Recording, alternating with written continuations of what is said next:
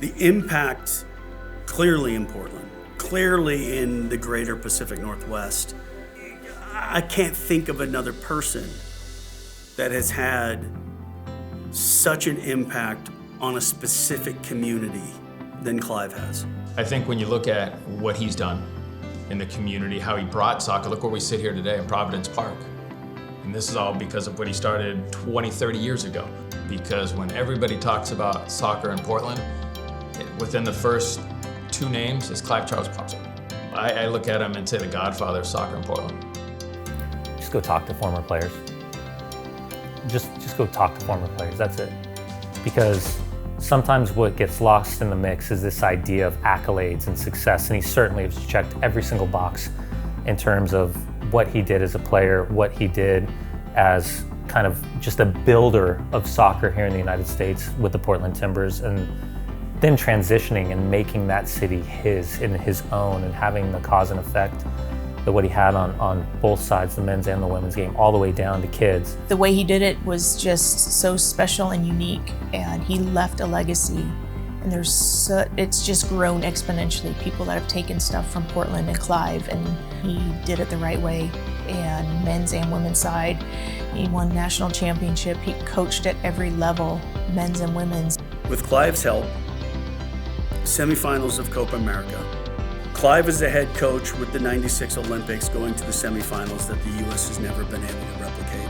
You know, obviously the national championships with the University of Portland, and then the putting basically University of Portland on the map as a soccer school.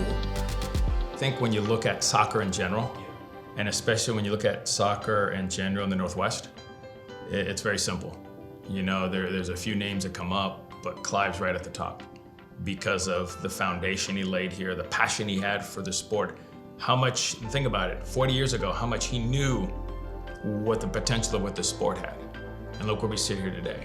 When we're talking about builders and where we sit here today, and if you really go back to the roots of where all this started from, the first name that's gonna pop up is Clive. He cared about each player beyond the field, what they were gonna do in life and who they were as people.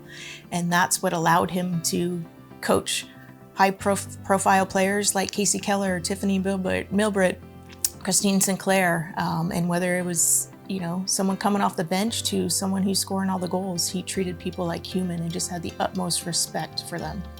So many people were robbed of the opportunity to meet him, that the legacy and what he had created and who he was as one of the first black soccer players in England to play for West Ham, coming out of London, for what he did with the Portland Timbers, for what he did in the community, for what he created out of nothing, for not just the college elite level for the men and the women, but the opportunity of what he did with the national team. And he was always just such a common sense influence. And it's up to us.